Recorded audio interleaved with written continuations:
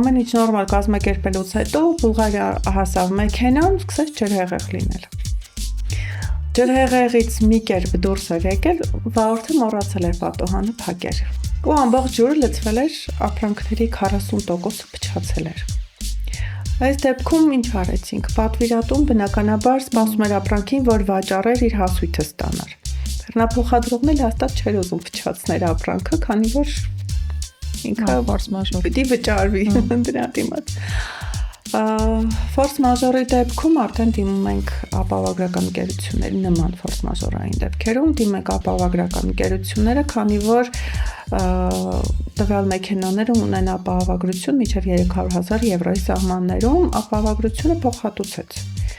Բայց պիտի հիմքեր ներկայացնենք, որ ֆորս մաժորը ինչի հետևանքով ա եղել։ Իսկ այդտեղ փոխհատուցեց, ասացիք,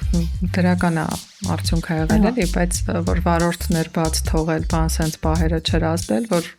վարորդի մեղքով բնականաբար ապահովագրական ընկերությունը ոչ բոլոր մասը փոխհատուցեց, վարորդի մեղքը ոնց որ եղավ